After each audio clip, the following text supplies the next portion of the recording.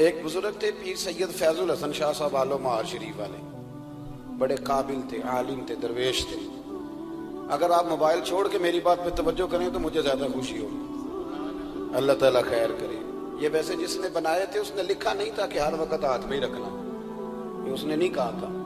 یہ ایجاد کرنے والے نے تھوڑی کہا تھا کہ یہ میں نے اس لیے بنایا کہ اس کو ہاتھ میں رکھنا، ہاتھ میں تسبیح رکھا کرے، یہ جیب میں رکھنے کے لیے، جب بجے تو باہر نکالے، مہربانی فرمائیں، اللہ کو جزائے خیر عطا فرمائے۔ اب تو نا جی ایک دوست ایک دن بڑا دور کا سفر کر کے آئے اور انہوں نے کئی دفعہ مجھے یہ باور بھی کرایا کہ میں بڑی دور سے آیا ہوں۔ باور بھی کراتے ہیں تو پیار سے بتاتے ہیں، بتایا میں بڑی دور سے آیا ہوں، لیکن ہر 1.5 منٹ کے بعد جیب سے موبائل نکال لیتے۔ تو میں انہوں نے آخیا میں کہ یہ زیارت کرنی سا جے گھر ہی کر لینی سی، تو نہ لمبا سفر کرنے کی کیا ضرورت، آپ تو میری زیارت کرنے آئے تھے بقول آپ کے، حالانکہ وہ زیارت والا یہاں رٹا بھی کوئی نہیں، لیکن موج ہے نا لوگوں کی، اللہ آپ کو جزائے خیر عطا فرمائے۔ آج تو مجھے شفیق صاحب نے کہا تھا کہ آپ نے لائیو تقریر کرنی ہے لوگوں کے بیچ بیٹھ کے، مجھے کیا پتا تھا کہ وہاں بھی ریکارڈنگ کرانے جانا ہے۔ آپ مہربانی کریں، آج تو آمنے سامنے بیٹھے ہیں نا جی، اللہ تعالیٰ آپ کو جزائے خیر عطا فرمائے۔ چلو تھوڑا سا سامنے بیٹھ کے بھی بات، کسی نے کہا تھا کہ اثر کرے نہ کرے سن تو لے میری فریاد، نہیں ہے داد کا طالب یہ بندہ آزاد۔ آپ میری بات پہ توجہ کریں گے، سید فیض الحسن شاہ صاحب عالم مہاروی رحمۃ اللہ علیہ، ان سے ایک بندے نے پوچھا کہ حضرت عائشہ صدیقہ افضل ہے کہ سیدہ فاطمہ زہرا؟ آپ فرمانے لگے تجھے کیا مصیبت بنی ہے اس بحث میں پڑھنے کی، جو لوگ بڑے ہوتے ہیں وہ بڑے ہی ہوتے ہیں، جو بڑے ہوتے ہیں وہ۔ کہنے لگا جی آپ عالم کس بات کے ہیں، سوال کا جواب ہی نہیں دے رہے۔ فرمانے لگے چلو دے دیتے ہیں۔ حضرت پیر صاحب فرمانے لگے کہ عائشہ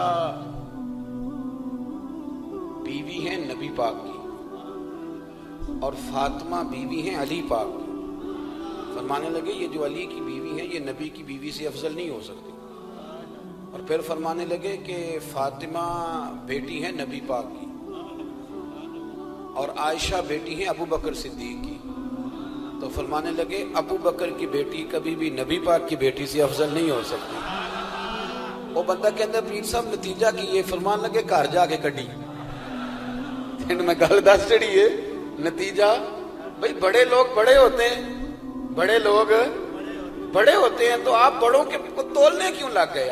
آپ رشک دیکھیں کتنا ہے، وہ آپس میں رشک کر رہے ہیں، تم کہتے ہیں لڑائیاں کرتے تھے، وہ تو رشک کر رہے ہیں میرے بھائی، رشک دیکھیں نا۔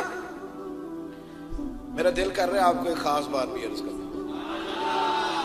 حضرت القول البدیع میں نا امام سخاوی نے لکھا ہے، ان کا ذرا آپس میں رشک دیکھیں کتنا ہے، حسد نہیں رشک۔ یہاں تو پیروں کی کرامتوں پر بھی پوری جناب وہ لڑائی چلتی ہے، پوری لڑائی کہ میرے پیر صاحب کی زیادہ ہے، وہ کہتا میرے پیر صاحب کی زیادہ ہے۔ وہ خدا کا خوف کریں، پیر کی کرامت نہیں ہوتی، پیر کی استقامت ہوتی ہے، سنت شریعت پر پابندی ہوتی ہے، وہ جتنی زیادہ پابندی کرے اتنا زیادہ باعث سے کرامت ہے۔ حضرت سیدنا مولا علی شیر خدا فرماتے ہیں، امام سخاوی نے القول البدیع میں لکھا ہے، فرماتے ہیں کہ حضرت عمر کا زمانہ مبارکہ تھا، میرا بڑا ہی دل کر رہا تھا سرکار کی زیارت کرنا۔ حضور کے وصال کو کافی سال بیت گئے، دل بڑا پریشان تھا، میں درود شریف پڑھتا پڑھتا سو گیا۔ میں نے خواب دیکھی کہ اللہ کے محبوب فجر کی جماعت کرا رہے ہیں،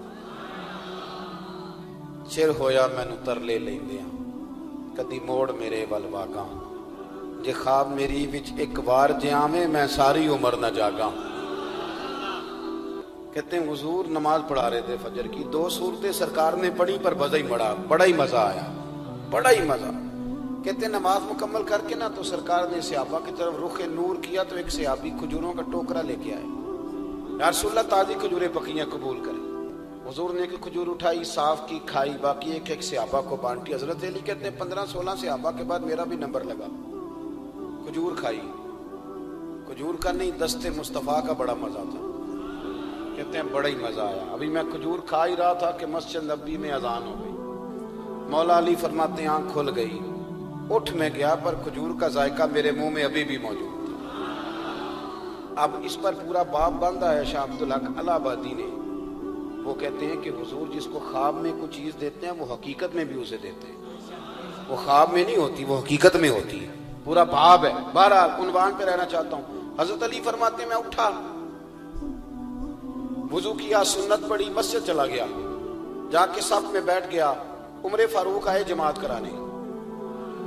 कहते उमर ने नमाज शुरू की तो मुझे झटका तब लगा जब उमर ने भी वही सूरत शुरू कर दी जो ख्वाब में सरकार ने पहली रकत में पढ़ी।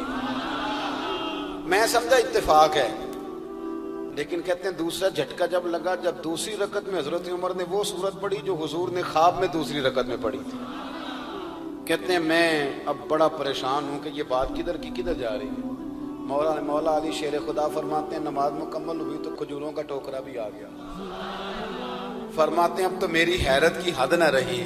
हजरत उमर ने खजूर उठाई, साफ की, खाई, दूसरे सहाबी को, तीसरे को, चौथे को, 15-16 सहाबा को मिली, मुझे भी दी। कहते हैं खजूर खाई, मजा बड़ा आया। हुजूर से तो दूसरी मांगने को दिल करता था पर मांगी नहीं थी, अदब था। उमर से तो जराना था ना अपना। इनका रश्क देखें, आपस में रश्क देखें, असद नहीं रश्क। फरमाते हैं जराना था ना, तो मैंने उमर से कहा यार जरा एक खजूर और देना ना जरा एक खजूर। तो कहते हैं जनाब उमर फारूक ने खजूर उठाई, साफ भी की, मैं समझा मिलने लगी है, उठाई भी, साफ भी की, और दूसरे सहाबी की तरफ हाथ बढ़ाया, मेरी तरफ देख के हल्का सा मुस्कुराए। फरमाने लगे अली ऐसे ना कर, अगर रात को नबी पाक से दूसरी लेता तो मैं भी सवेरे तुझे दूसरी दे दे। हुजूर से दूसरी ली नहीं, नबी पाक से दूसरी मांगी नहीं, तो मैं कैसे दे दूं। ख्वाब मेरी विच आया सी माही तो मैं ओदे गल विच पा लईयां बावां, डर दी मारी अख भी ना खोला, डर दी मारी, मैं डर दी मारी अख क्योंकि आई ये रात विशाल दिवाली, रब्बा ये रात मुक्कन ना देवी, ये रात मुक्कन ना देवी। डर दी मारी मैं अख भी ना खोला किते फिर विछड़ ना जावा। मेरे रसूल पाक के गुलाम रश्क करते थे, रश्क। हजरत अली कहते हैं मैं रोया तो उमर भी रो पड़े। कहने लगे अली जो रात तुझे नवाज के गए वो मेरे ऊपर भी करम फरमा के गए। रश्क करें जिंदगी, खुदारा छोड़ दें असद करना, छोड़ दें एक दूसरे से जलना।